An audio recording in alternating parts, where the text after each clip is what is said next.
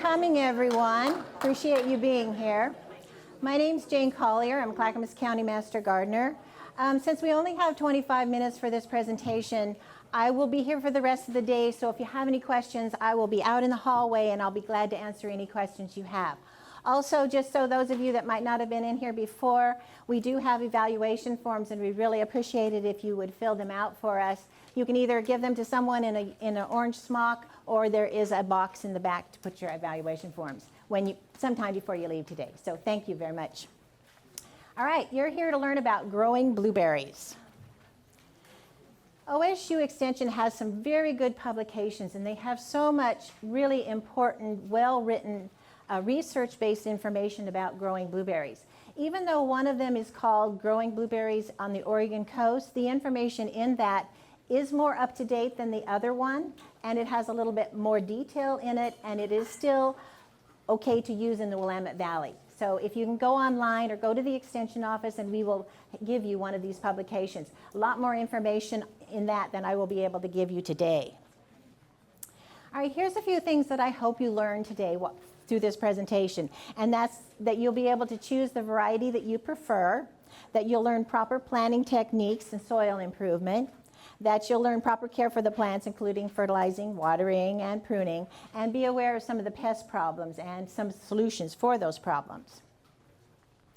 If you do everything right and you have a nice, healthy blueberry plant, it should have dark green foliage, and the branches that come off of it should be 10 to 12 inches a year, new growth on those blueberry plants. And if you do everything right, you should be able to get 10 to 15 pounds of blueberry just off of one Highbush blueberry bush. Okay, before you plant your blueberries, you need to figure out what sites you want. Blueberries and all berries do better in full sun. Full sun is usually somewhere between 6 and 8 hours a day. Also, you make sure you don't want to plant your blueberries in a place that's surrounded by tall trees. The roots will take up too much nitrogen and too much water, and the blueberries don't like that competition from those roots of the large trees. You need to have your soil pH tested. How many of you brought soil today? How many of you brought soil for your blueberries? A few of you. Perfect, perfect. Blueberries need a very low acidic pH, somewhere between 4.5 and 5.5. Most of our soils are a little bit higher than that. So if you're going to put in blueberries, we really prefer that you figure out that area ahead of time, and if your soil pH is not correct, to lower it. You lower your pH by putting in elemental sulfur.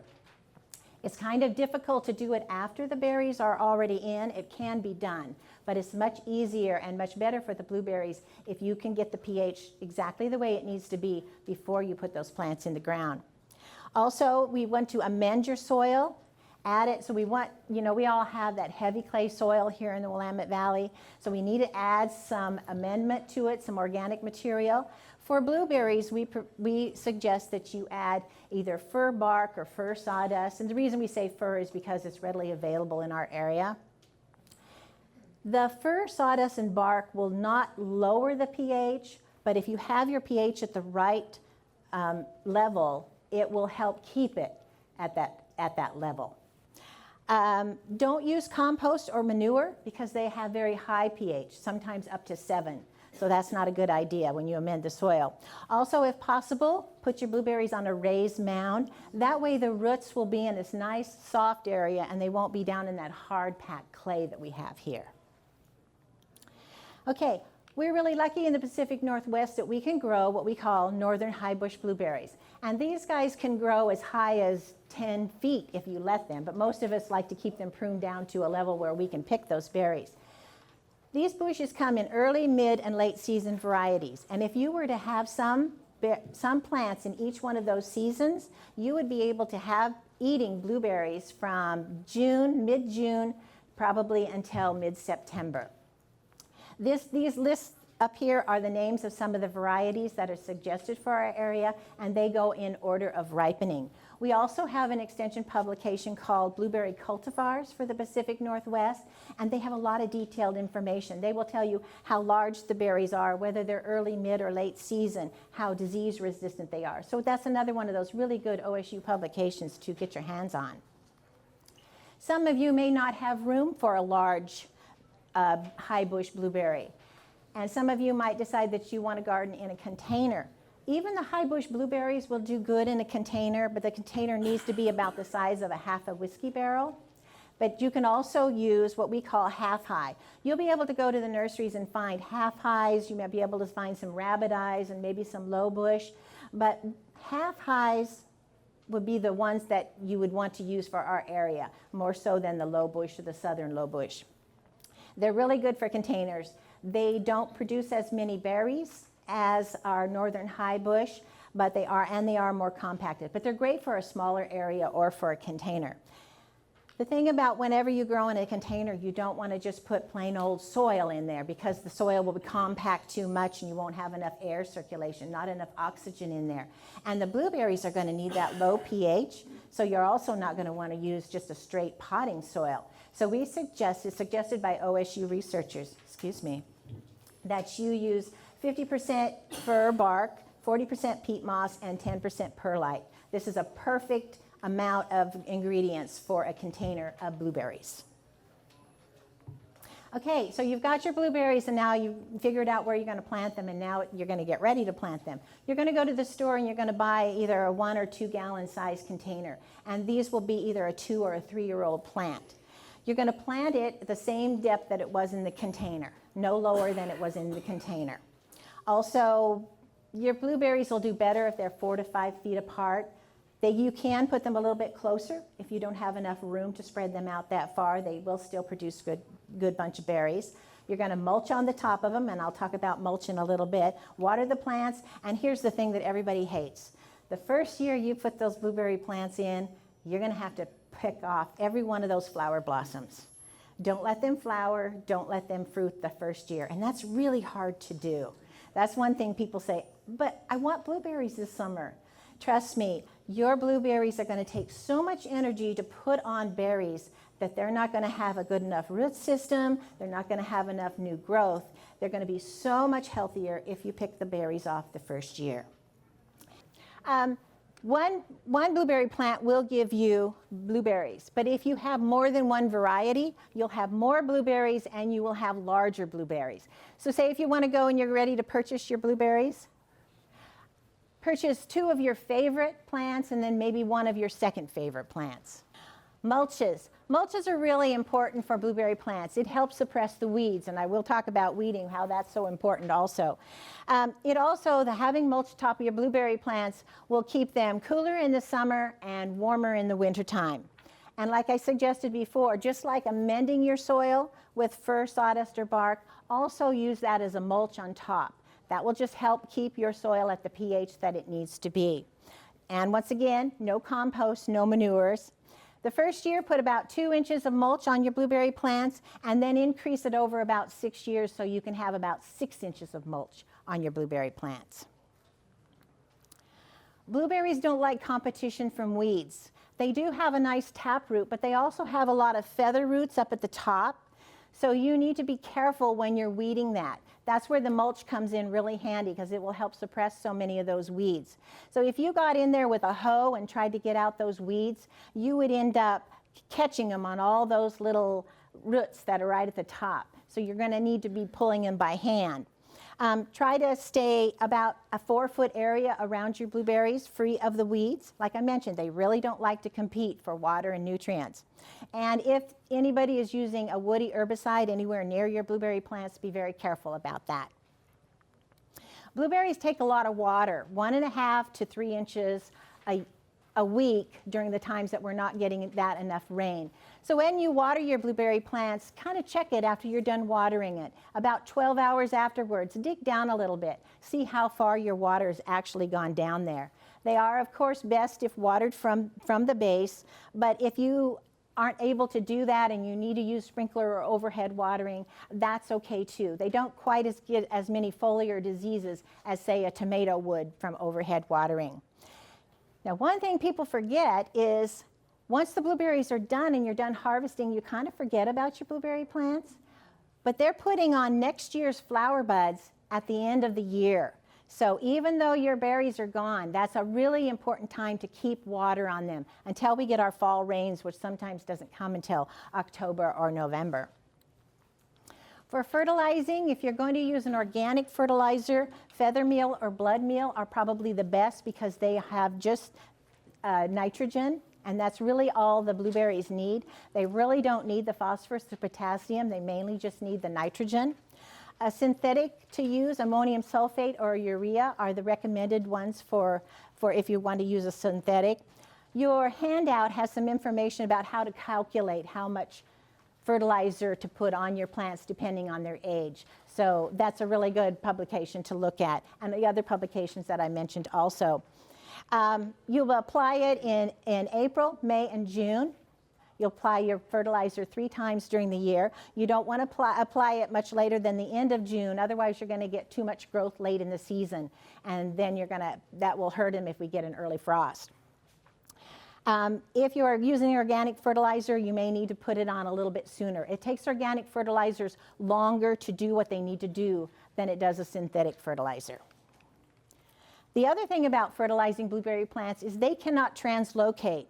That means they can't take, if you put fertilizer only on this side of the bush, the roots on the other side of the bush cannot take up that fertilizer. So you need to move the mulch away, put your fertilizer in a circle, water it in, and move the mulch back. Mason bees, honeybees, bumblebees, they all pollinate blueberries. How many of you have some mason bee nests near your blueberry plants? A lot of you. Good for you. Good for you. And there is some information back there in the back about mason bees also. Now I'm going to talk a little bit about some of the problems with blueberries. High pH. 90% of the problems you're going to have with your blueberry plants is because your pH is too high.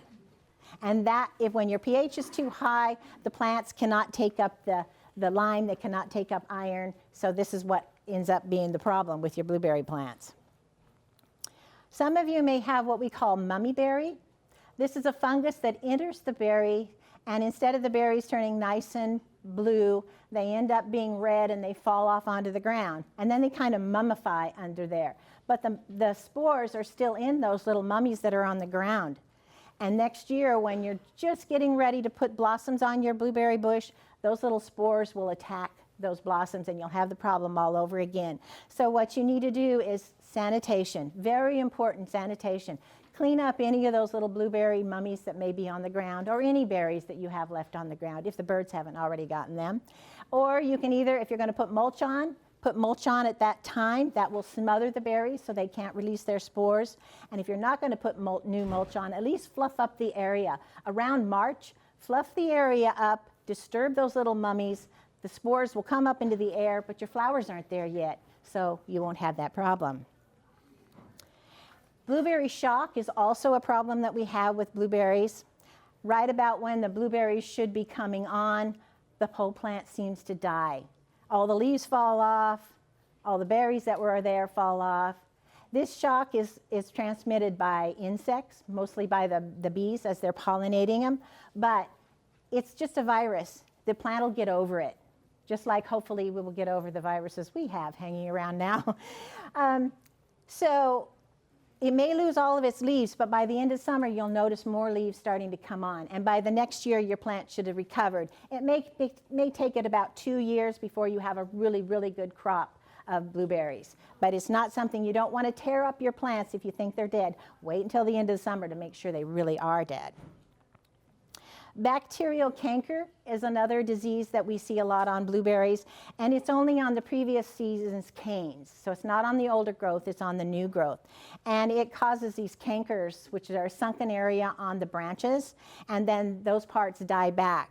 There are resistant cultivars. That publication I talked about will tell you whether it's resistant to bacterial canker or not. So if you do happen to have this, just prune out the wood and try not to damage it in the wintertime. Because that will cause the fungus to enter into a wound on your blueberry. As far as insects go, the biggest problem you're going to have with your blueberries is probably the spotted winged Drosophila. Those of you that have gardened for a long time, you've probably already heard of this critter. It came to our area in about 2009. It's a fruit fly. And you say, okay, so it's a fruit fly. But the problem with this fruit fly is she doesn't wait until the fruit is rotting. She will put her eggs inside of the fruit as it's on your vine, as they're starting to ripen. And then the larva will be eating inside of that fruit. So the universities have come up with how to take care of this problem, and that is these cider vinegar traps. And back there in one of the displays, you will see, you will see a publication and an example of these traps here. Okay, pruning. I probably get more questions about pruning than anything else. So your pruning objective is to promote strong new wood and a good fruit production. And that sometimes takes a little bit of practice because you don't want too much fruit and not enough growth, and you don't want a lot of growth and not enough fruit. So sometimes it takes just a little bit of practice. So the first year you plant your blueberries, and I already mentioned this, you're going to take off all the flower buds, you're going to take off any blossoms or any fruit that happens to be on that plant. You're going to remove any low or weak little branches, and then cut the branches off at the tip. Just tip them a little bit. That will encourage side branches to come off. The second winter, remove some of the flowers and shape the bush the way you want it. And then if your plant is pretty vigorous, you can probably get a small crop that second year. So for your mature plants, which are usually 5 to 8 years old, we call those mature plants. Remember, the plant you put in the ground is going to be either 2 or 3 years old when you put it in. So I'm going to go into more detail about this, but remove the dead and diseased branches. That's what we do with everything. Branches that are shorter than your knees, branches that will touch the ground when they're full of berries, 1 or 2 of the older unproductive canes, the twiggy wood, and thin out the center for light. And the longer the branch that has the berry buds on it, the better your berries are going to be. And I'm going to go into some details so you'll know what I'm talking about here. So the first thing to do is to prune out the dead and diseased wood branches. Okay. Cut out any branches that are shorter than your knees. That means they grew very late in the season and they're not going to do any good. So why have them there? Cut those out. Or branches, if you have a very thin branch, the smaller than a pencil, it's probably going to end up with your berries on the ground and the bugs are going to get them instead of you. Okay, 1 or 2 of the older canes. If your blueberries, say 5 or 6 years old, you're going to know that you're going to have some old canes that aren't producing very well. And any twiggy growth. See how small those branches are? We want them 6 to 10 inches or 6 to 12 inches long. We don't want those 1 and 2 and 3 or 3-inch branches. Okay, this is the bush before it was pruned. This is the bush after it was pruned. Looks like quite a bit. This is how much has been pruned. And that bush wasn't very old. That bush was only about 5 years old. Okay, predators, birds. Unless you actually build a complete netting over your berries, you're going to have bird problems. You could try blow up snakes, you can try blow up balloons, you can try those things, but they really don't work very well. And of course, you can't use distressed bird calls, not in your area, not in our area. I don't think your neighbors would be very happy. So, do these owls work?